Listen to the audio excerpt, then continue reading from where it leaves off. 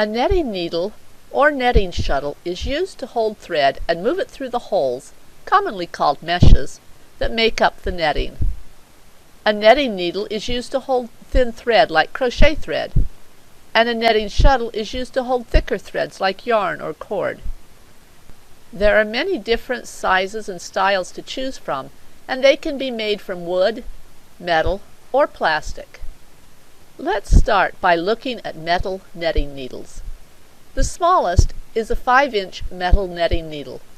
When compared to the other metal netting needles, it is the shortest. It also has the narrowest end. That means it can go through a smaller net mesh than any of the other metal netting needles. It is used with fine crochet, tatting, or sewing thread.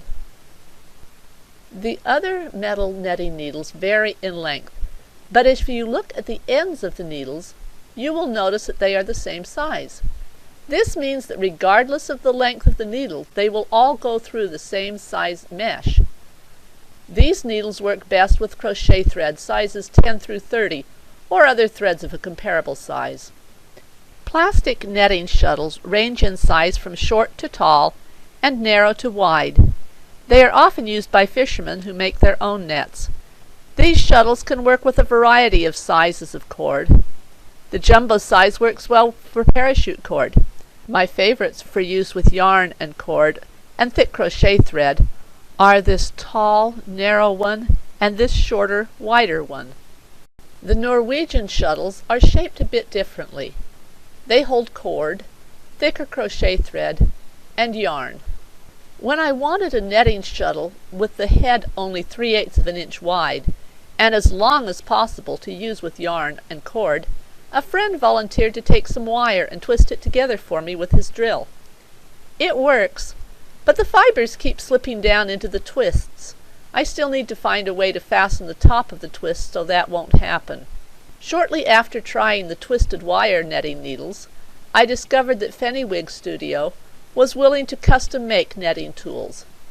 I was able to get long, narrow wooden shuttles made that easily hold cord, thicker crochet thread, yarn, and even ribbon yarn. With all this variety, you are probably wondering how to decide which needle or shuttle to use. I usually begin by eliminating those that don't work with the thread and mesh sticks I'll be using.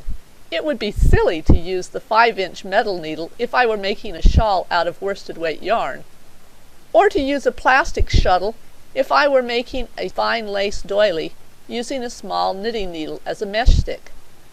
Then I choose the one that will hold the most thread and still fit through the meshes. I fill it as full as possible to reduce the number of times I have to join thread ends from the newly filled needle or shuttle to those of the current project.